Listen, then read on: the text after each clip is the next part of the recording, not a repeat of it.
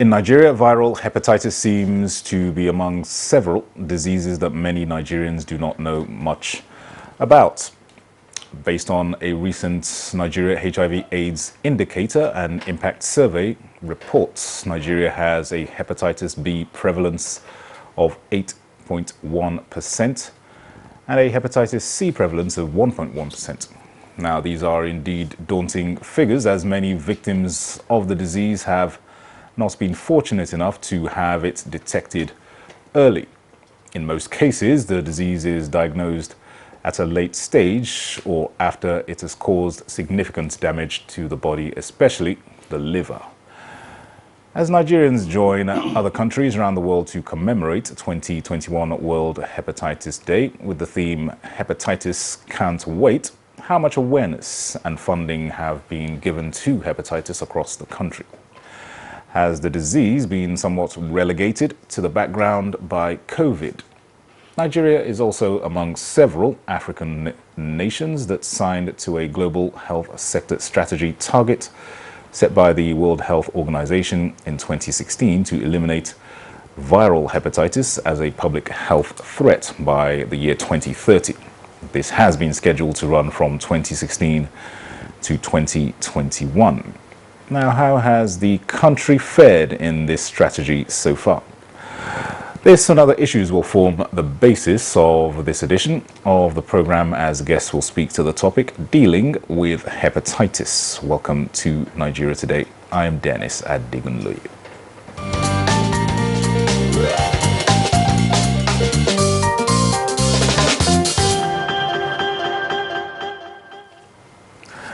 All right, with me in the studio to discuss dealing with hepatitis is Dr. Homsuk Swomen. He is a public health physician. Very good to have you on Nigeria Today. Thank you so much for having me. Good evening. All right, and also joining us via Zoom is Dr. Mike Omotosho. He is the President, Nigerian Commission Hepatitis Zero representative to the African Union. It's very good to have you join us on Nigeria Today, sir. Thank you for having me. All right, I'll come to you very shortly, but let me start with our guest here in the studio, Dr. Homsuk Swomen. What is viral hepatitis? We've all heard of it, but you are the one in the know. Just give us a breakdown of what viral hepatitis is and its causes. All right, so for starters, hepatitis is essentially an inflammation of the liver. Mm-hmm. So inflammation basically means a response to injury or assault to the liver. So this injury could come from any means. It could be from toxins, it could be from drugs, it could be from viruses, and that's why we're here. We're talking about viral hepatitis. And it could also be from anything at all, from food you ingest that may be toxic to your liver, and it could also be from medications that one is on. So viral hepatitis is actually a hepatitis that is being caused by viruses. Okay. And currently in the world so far, we have 5 types of viruses that cause hepatitis. We have hepatitis A, hepatitis B, hepatitis C, hepatitis D, and hepatitis E. Yeah, so they're all different viruses with different properties, and the way they affect and the way we react to the infection is different. So hepatitis A and E are hepatitis that can easily be spread through poor hygiene practices, and we see most patients get to full recovery after infection, except if there are some co-medical conditions that may affect that. However, hepatitis B, C, and D could last to chronic infection. Chronic infection essentially means long-term infection. So essentially, that's just what viral hepatitis is. So basically, B, C, and D are potentially the most deadly of the... Yes, the most deadly. Although hepatitis A and E could be deadly depending on who the individual is. Okay, depending on their immunity and all that. Yes. All right, what are the symptoms of these various types of hepatitis, for example? All right, so for most hepatitis, the symptoms are really non-specific. and it could mimic symptoms of other diseases. However, the things we should usually look out for is tiredness, we call it fatigue. There could be yellowish discoloration of the eyes, as well as the urine as well. There could also be nausea, that's a feeling of, vomiting. There could be vomiting as well, and there could be loose stools. Sometimes when they come to the hospital, they may complain of their stools changing color to be looking like clay. Yeah, and then sometimes they may have abdominal pain. That's a pain in the stomach, most times at the upper right side of the stomach. Those are the symptoms of hepatitis. All right, And so it could be, yeah, a patient may come with all the symptoms. Sometimes it could come with very mild symptoms. all right, and what are the vulnerable groups? Can we say to Yes. these various types of hepatitis? Yeah, so Does it target a specific group more than others, or how does the virus work? So I'm going to break it down because it's dependent on the virus. Yeah. So essentially, for everyone is vulnerable to hepatitis B infection. Okay.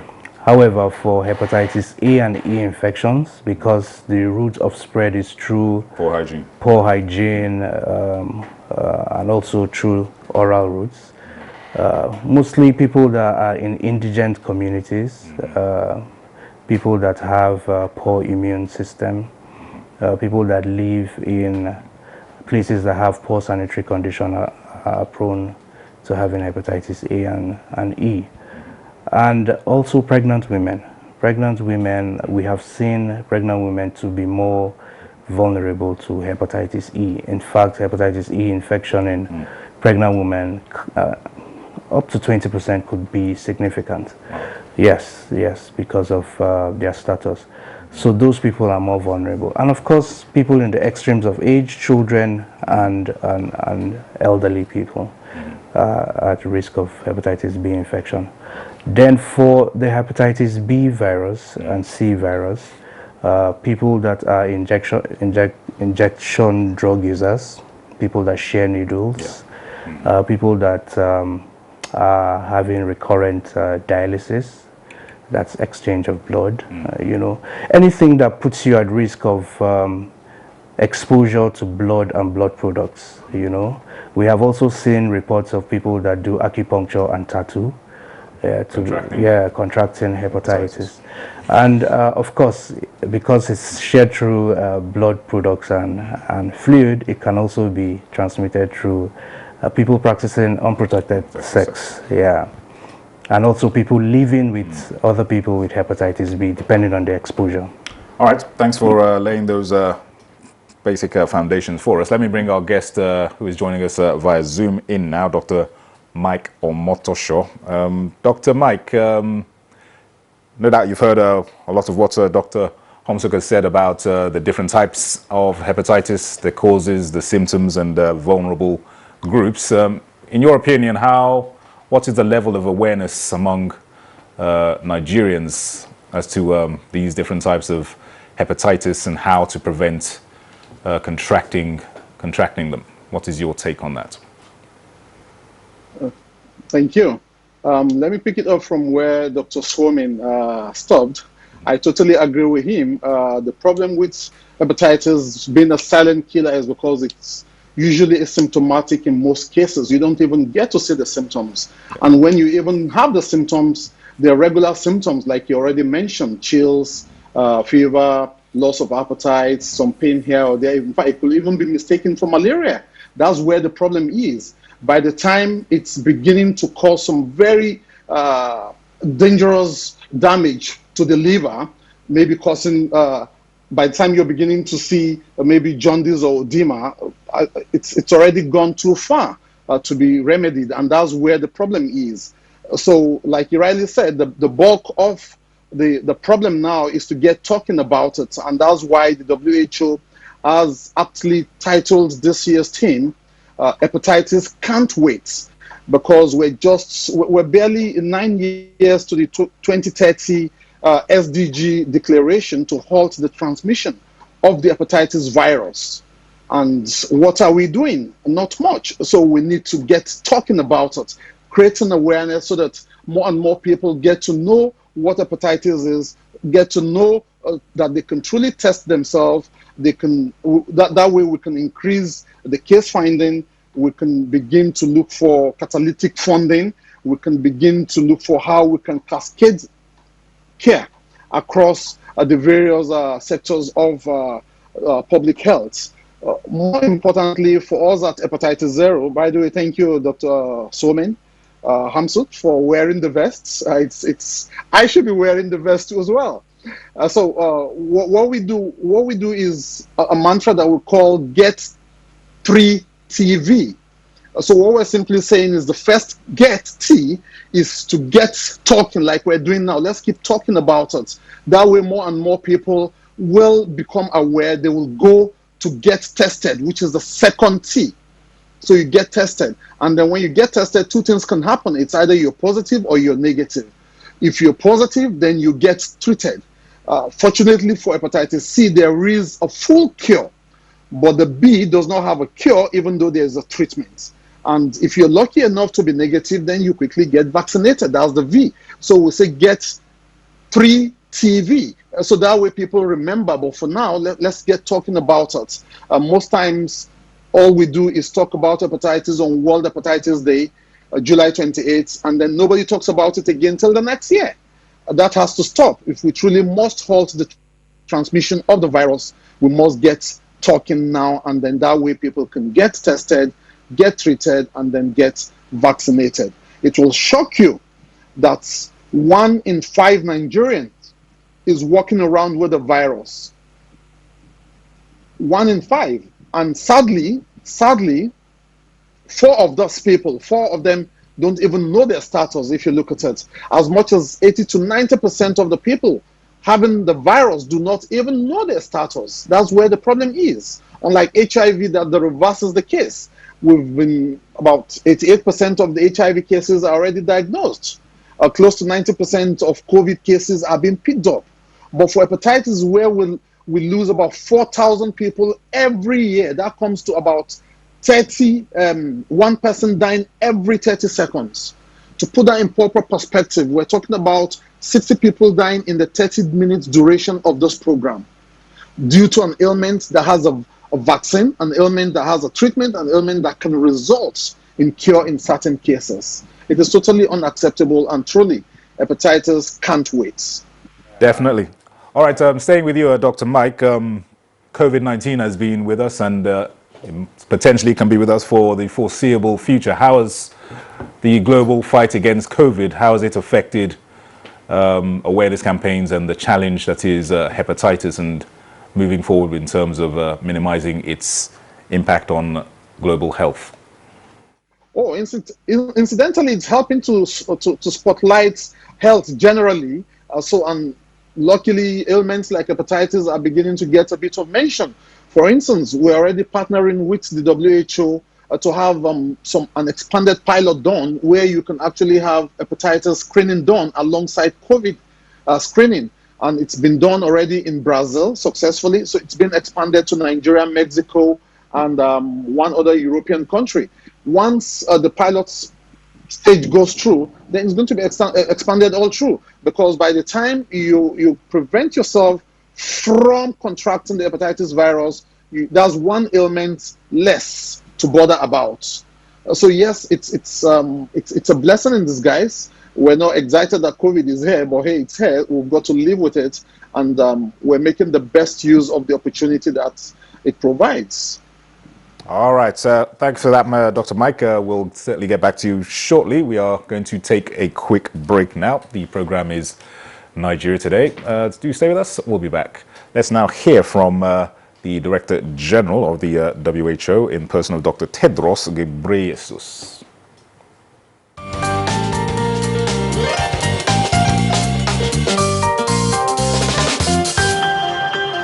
There are 5 main strains of the hepatitis virus. The 2 most common types, B and C, cause liver damage and liver cancer. An estimated 325 million people globally live with hepatitis B or C. And each year, these viruses kill an estimated 1.3 million people. One of the most significant challenges we face in eliminating hepatitis B is mother-to-children transmission. We call on countries, especially those with highest burden, to implement these new guidelines as an important stepping stone on the road to hepatitis elimination.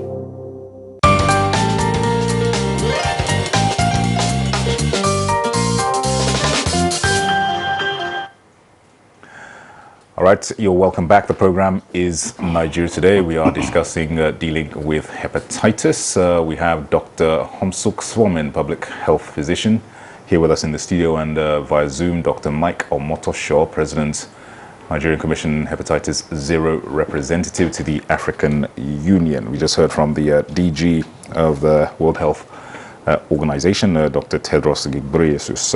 Dr. Homsuk, give us your take on some of those startling figures that you churned out there. Yeah, I think I'll take off from where Dr. Omotosho stopped. Yeah, the figures are alarming.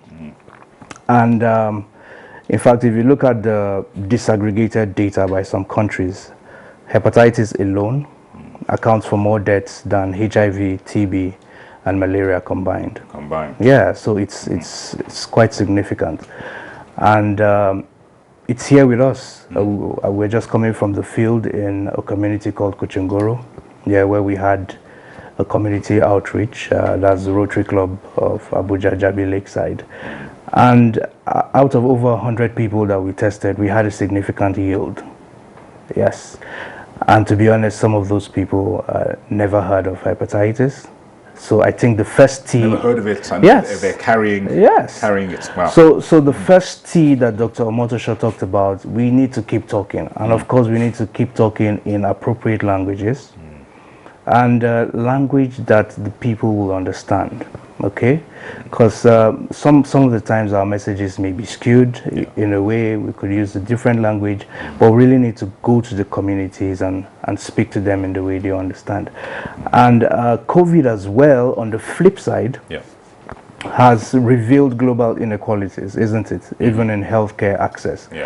And there's a risk of the health system gravitating towards COVID response and then hepatitis B suffering. So we need to keep our antennas high to know that, there are some other conditions that could be suffering because of COVID response, so we need to work on it. All right, and in terms of testing for these various types of hepatitis, what can the general public do? Someone who might want to know what their status is like with HIV testing, what's the procedures? So testing, I just want to tell the public that testing is quite easy and straightforward. Thankfully for science, we have very rapid test kits that are available that check your antibody levels of hepatitis B or any form of hepatitis B, C test. So these tests are readily available and they are quite affordable as well. As much as we try to make testing available through campaigns, through government support, through antenatal clinics and other programs like the Maternal and Newborn Child Week, also the Integrated Medical Outreach Plans called the IMOP in a lot of states. Anyone that wants to know his or her status can just walk into some medical stores, some pharmaceutical stores, and even walk to any hospital and say you want to have a hepatitis B test, and it's readily available. You can have it. We just take a small a drop of your blood, which is like a drop of blood in an ocean, so you don't need to worry about that. And then within minutes your results will be ready. And then of course you would have counseling on where you can go for help. Because during our campaign today, all the clients that tested positive, we were able to direct them to specific places that they could get help. And in terms of physical treatments for these certain types of hepatitis, what does that entail? Yes, so the treatment for hepatitis A and hepatitis E is basically supportive. Yeah, based on the symptoms that the patient may present with. Most times, as Dr. Motoshaw said, they don't really know that they have hepatitis until something happens and then they come to the hospital. However, for hepatitis B and C, as he mentioned, hepatitis C treatment is readily available and we can achieve cure. However, it could be expensive and really pricey.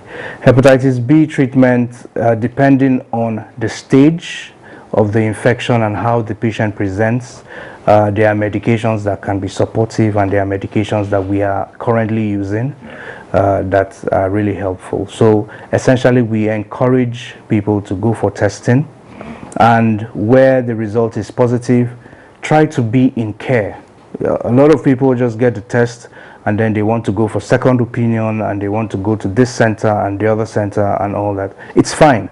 But once a medical practitioner tells you that this is the result, just try and be in care in a center that has a specialist that deals with that. Because once you're in care, you'll be able to be managed through serial investigations and medications, and then you will be tracked over time to see how you're improving. All right. Okay, let me come back to Dr. Mike. Dr. Mike, back in 2016, Nigeria signed to a global health sector strategy towards elimination of hepatitis. How, in your opinion, has the country, Nigeria, fared in the execution of this strategy? Wow. That's a very tough nut to crack, because like with so many other things, we're truly not on track and we've got to tell ourselves the truth. Fortunately, I'll say fortunately, Nigeria is not alone.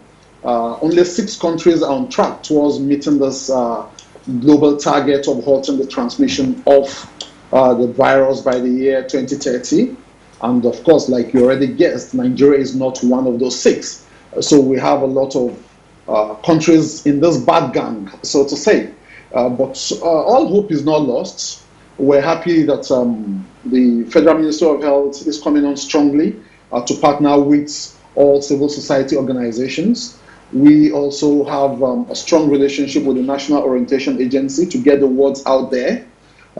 Some other donor agencies like the Clinton Health Access Initiative and even business entities like Philips Pharmaceuticals are also coming on board to be a part of this. What we really need is the support of the media, because by the time more and more people get to know about hepatitis, then more and more people will get themselves screened. And once you get to know your status, you get to know if you should take the vaccine or go for treatment. And the beautiful part is the B actually has a vaccine, and that vaccine will be taken 1 month apart in 3 doses. And that's it. And you're protected for 10, 20, 30, or even for life, depending on the manufacturer of the vaccine. So if you're able to know your status on time, then you can be protected. Unfortunately, the C does not have a vaccine, but it is very curable, even though it's expensive. But I often tell people, by the time you know your status and you're free, then you can be more cautious and advise others on what to do. We also have pharmacy stores that are partnering with us. They do these vaccines, these screenings free of charge. Very briefly, please, in and around the country. Just round up your comments just very briefly in the last 20 seconds. Our time is up. I'm hearing from my director. Just conclude your remarks. I didn't hear you. Just conclude your remarks very briefly, please. Our time is up. Oh, okay. So we're calling on all well-meaning Nigerians to join this fight against hepatitis. We truly can do it. We need to understand that it's a silent killer, so people should get talking about it. Then go get tested, get treatment if you're positive, and get vaccinated if you're negative. Definitely. It is curable, and there's no need for people to keep dying for an ailment that has a vaccine and can be treated. Absolutely. The battle can be won against hepatitis. Dr. Mike Omotoshaw, President, Nigeria Commission, Hepatitis Zero representative to the African Union. Many thanks for taking the time to be with us on Nigeria Today and sharing your expertise with us. Thank you. And thanks also to Dr. Homsuk Swamans, public health physician. Many thanks for your Thanks time for and having your me. expertise Thanks. as well. Yeah, Thank you. And thanks to you out there for watching. Nigeria Today is live every weekday at 7:30 in the evening. Also catch this and other editions of the program on youtube.com/NTA News 24 Hub. I'm Dennis Adigundoye. Thanks for your company.